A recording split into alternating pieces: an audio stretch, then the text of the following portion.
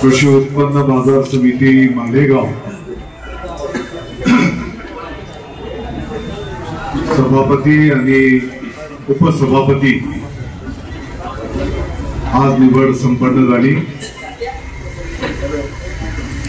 ज्यांच्या जीवावर ज्यांच्या आशीर्वादाने आज या ठिकाणी आपल्या सर्वांना यश मिळालं ते आपल्या मालेगाव कृषी उत्पन्न बाजार समितीचे सर्व सन्माननीय संचालक महोदय, माननीय सभापती शेवाळे साहेब, माननीय उपसभापती अरुणाताई सोनतकर, शिवसेना महायुतीचे सर्व सन्माननीय नेतेगण, शहर आणि तालुक्यातून आलेले सर्व सन्माननीय पदाधिकारी, उपस्थित बंधू आणि भगिनींनो, सर्वप्रथम तर मी आपल्या सर्वांच्या वतीने मालेगाव तालुक्याच्या सर्व शेतकरी बांधवांच्या वतीने, कामगार बांधवांच्या वतीने, व्यापारी बांधवांच्या वतीने, सभापती आणि उपसभापती आणि संचालक मंडळाचं या ठिकाणी अभिनंदन करतो, त्यांना शुभेच्छा देतो। येणाऱ्या भावी काळामध्ये त्यांच्या हातून शेतकरी बांधवांची, हमाल मापारी बांधवांची, व्यापारी बांधवांची सेवा घडो अशा प्रकारची शुभेच्छा आपल्या सर्वांच्या वतीने देतो। मालेगावच्या आपल्या सर्व पदाधिकाऱ्यांना माहिती आहे की गेल्या 1.5 वर्षापूर्वी आपल्या मालेगाव कृषी उत्पन्न बाजार समितीची निवडणूक संपन्न झाली आणि ही निवडणूक तालुका पातळीवरची निवडणूक आहे, म्हणजे विधानसभेच्या बाहेरचं पण जे काही कार्यक्षेत्र आहे त्या कार्यक्षेत्रातले पण ग्रामपंचायतीचे सदस्य महोदय असतील, विकास सोसायटीचे पण सदस्य महोदय असतील, त्या सर्वांच्या मतांच्या माध्यमातून ही निवडणूक संपन्न होत असते। आणि मग 1.5 वर्षापूर्वी जेव्हा ही निवडणूक संपन्न झाली त्या निवडणुकीच्या काळामध्ये मला वाटतं की शिवसेनेचे 4 शिलेदारांना यश मिळालं आणि उर्वरित संचालक महोदय हे विरोधी जे काही पॅनल होतं त्या पॅनल मधून निवडून आले। आणि मग लोकशाही प्रक्रियेमध्ये जो जनतेने कौल दिलेला असतो तो कौल आपल्याला मान्य करायचा असतो, त्या पद्धतीने आपण तो कौल मान्य केला आणि मग ज्यांची मेजॉरिटी होती त्या मेजॉरिटीनुसार त्यांनी चेअरमन, सभापती, उपसभापती त्यांनी निवड केली आणि आता त्यांना जो काही कार्यकाळ उपलब्ध झाला त्या कार्यकाळामध्ये त्याने त्यांच्या पद्धतीने काम करण्याचा प्रयत्न केला।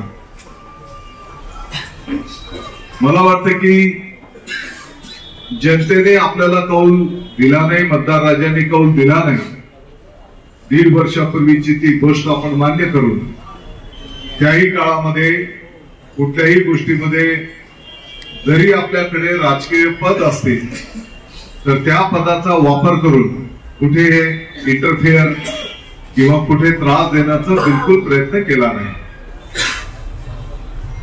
मध्यंतरीच्या काळामध्ये ज्या काही घडामोडी झाल्या आपण सर्वांनी त्या पाहिलेल्या आहेत आणि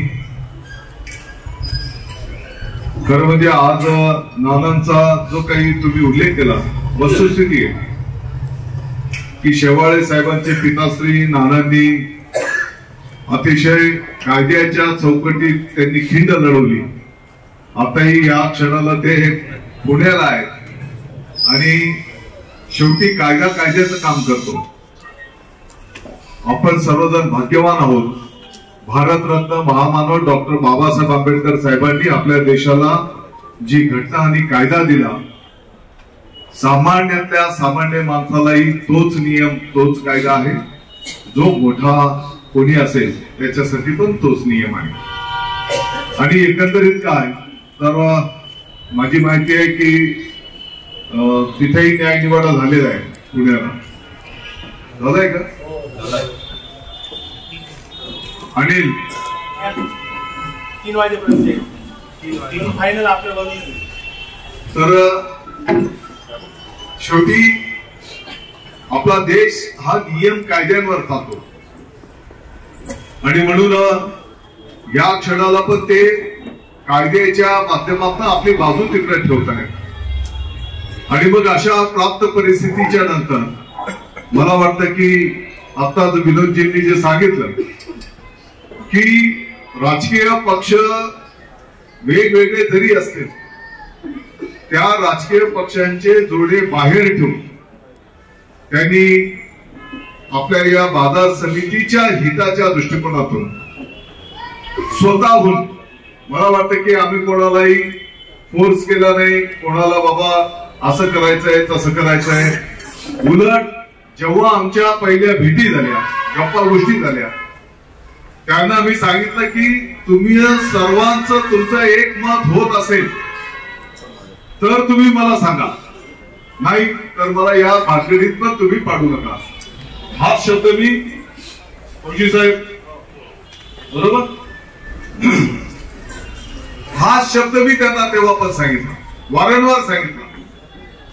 3-4 वेळेस जेव्हा भेटी झाल्या तर मी सांगितलं की पहिले तुम्ही तुमचं सगळं मनाची खात्री करा, तुम्ही सगळे एकत्रितपणे राहणार असाल, एकजुटीने काम करणार असाल.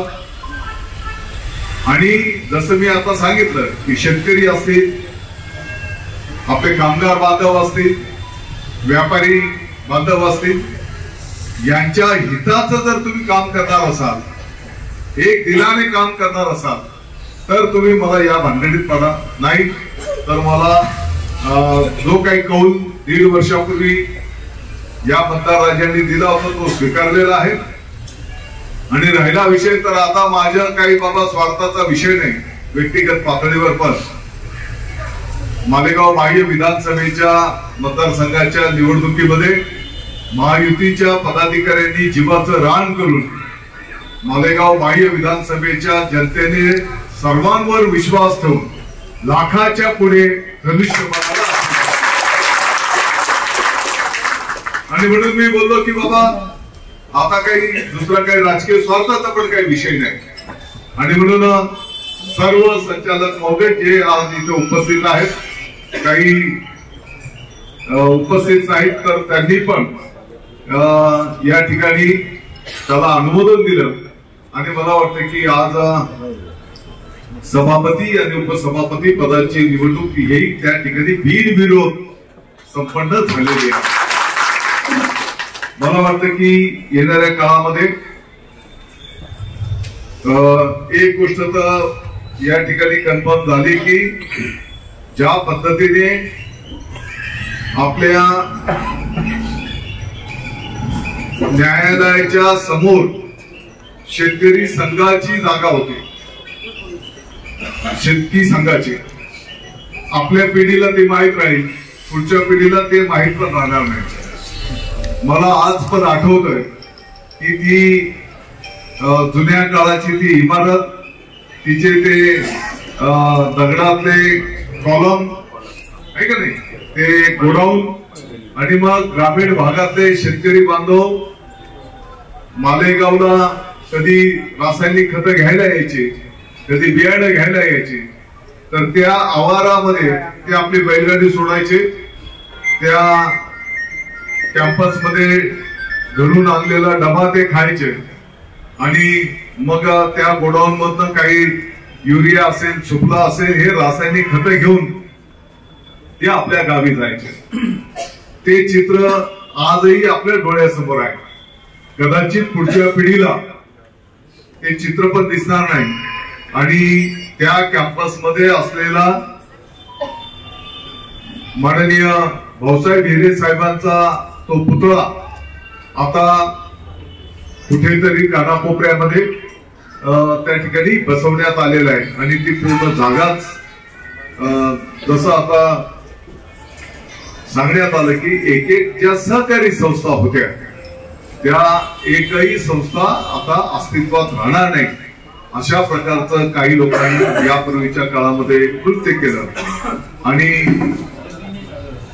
तुमच्या बाजार समितीच्या कॅम्पसमध्ये पण बीओटी मोठा प्रकल्प उभं करायचं काम सुरू झालेलं होतं की जे काही बाजार समितीचं तुमचं प्रमुख कार्यालय आहे आणि संपूर्ण कॅम्पस त्याच्या काही लोकांची चर्चा पण झाल्याच्या माझ्या कानावर होतं. अर्थात विरोधात जरी राहिलो असतो तरी पण डोळे बंद करून ते काही आम्ही पाहत राहिलो नसतो. कुठल्याही परिस्थितीमध्ये आता येणाऱ्या काळामध्ये शेतकरी बांधवांच्या ज्या काही सरकारच्या पण ज्या काही जागा आहेत त्या जागेंना बिलकुल गालबोट लागणार नाही याची काळजी आपल्याला त्या ठिकाणी घ्यायची आहे आणि आमच्या पुढच्या भावी पिढीच्या दृष्टिकोनातून आपल्याला या जागा मग काही ओपन असली तर ओपन या दृष्टिकोनातून त्या ठिकाणी नियोजन आपल्याला येणाऱ्या काळामध्ये करावं लागेल आणि या बाजार समितीमध्ये कदाचित शेतकऱ्यांना पाया ठेवायला पण जागा राहिली नसते अशा प्रकारचं जे षडयंत्र होतं. मला वाटतं की आजच्या निर्णयामुळे पहिला तर एक गोष्ट चांगली झाली की ते षडयंत्र हाणून पाडण्यामध्ये तुम्ही सर्वजण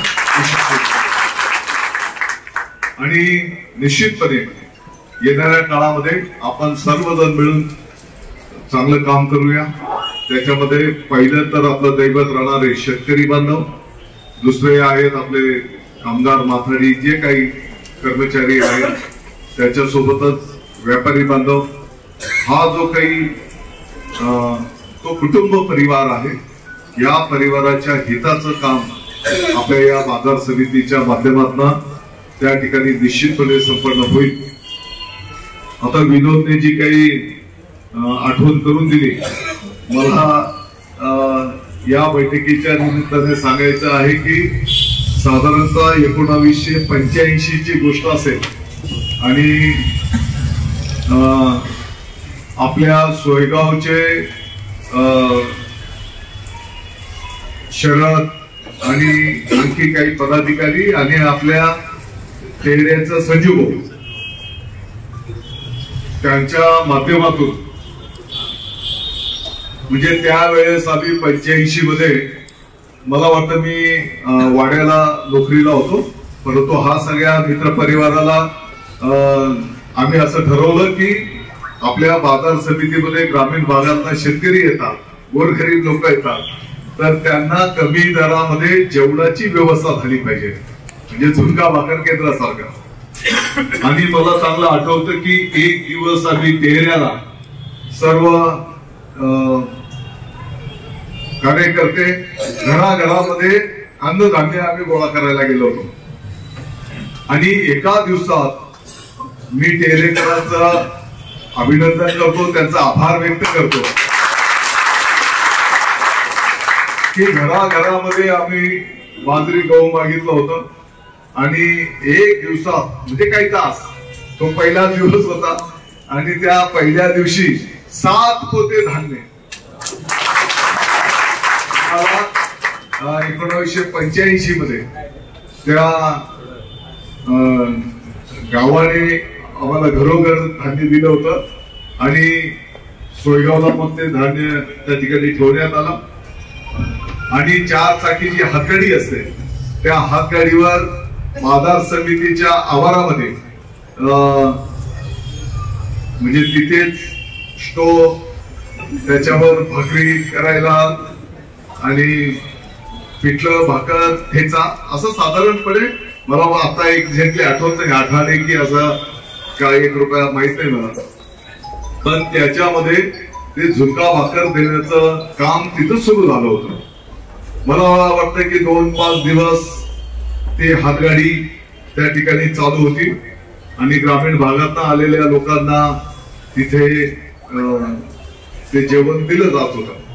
मला माहित नाही कदाचित त्या गाडीवर एवढी गर्दी व्हायला लागली की काही कदाचित हॉटेल विटेलवाल्यांचा व्यवसाय कमी झाला असेल किंवा काय, आणि त्याच्यातनं मग बाजार समितीने तेव्हा परवानगी काय आपल्याला इतकं काही ज्ञान नव्हतं आणि आपण चांगलं काम करतोय, समाजसेवेचं काम आहे या भावनेतनं डायरेक्ट ते सुरू केलं होतं.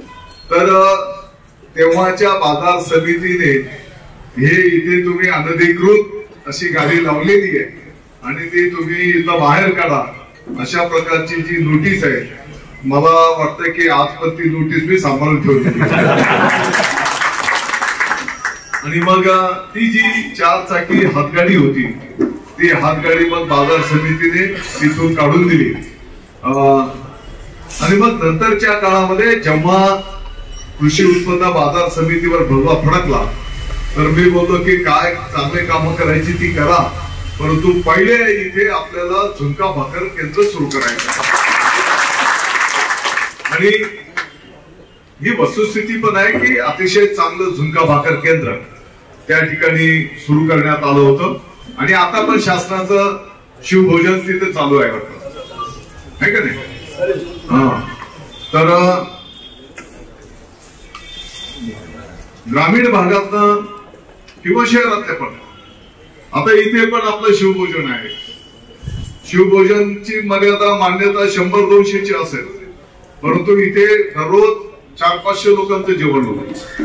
वेळ त्याचं जरी काय 11-12-2 वाजेपर्यंत असेल तरी ते हे शिवभोजन दिवसभर चालू राहतं.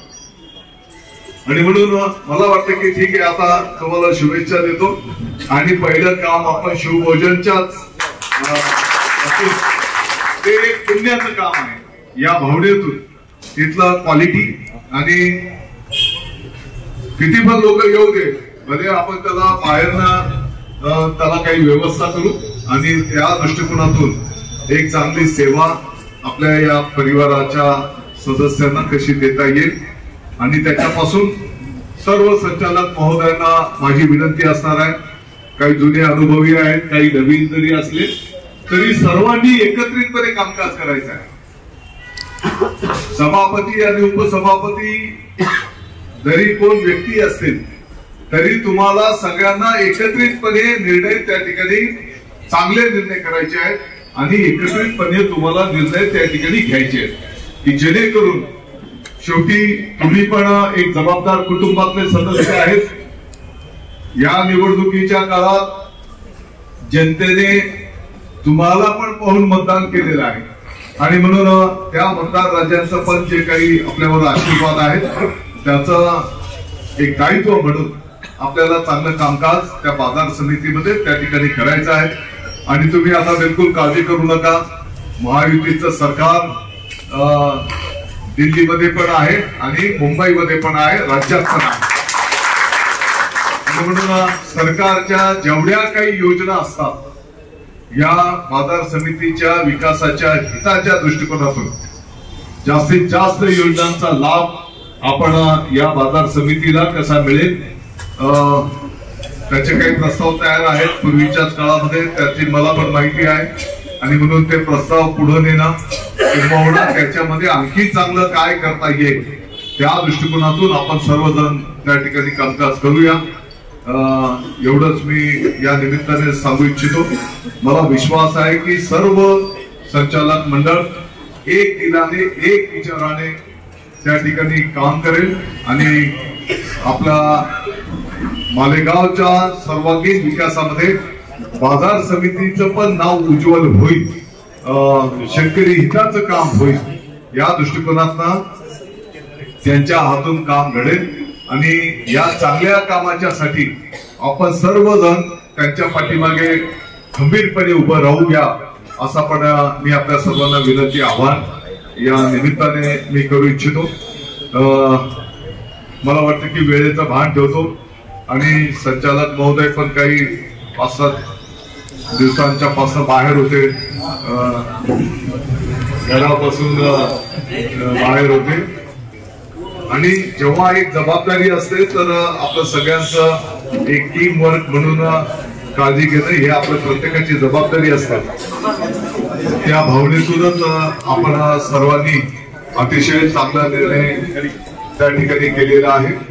परत एकदा मी आपल्या सर्वांचं अभिनंदन करतो आणि तुम्हाला विश्वास देऊ इच्छितो की तुम्ही बिलकुल काळजी करू नका.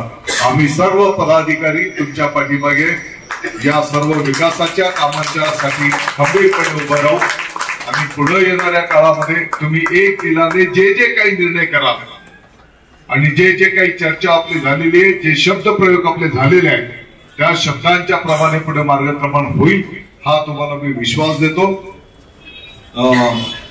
तुम्ही पण एवढ्या मोठ्या संख्येने मला वाटतं की सकाळी 8-10 वाजेपासून तुम्ही पण सर्वजण एवढ्या मोठ्या संख्येने आलात. तुमचं सर्वांचं मी अभिनंदन करतो. तुम्हाला सर्वांना धन्यवाद देतो. जय हिंद, जय भारत. धन्यवाद साहेब.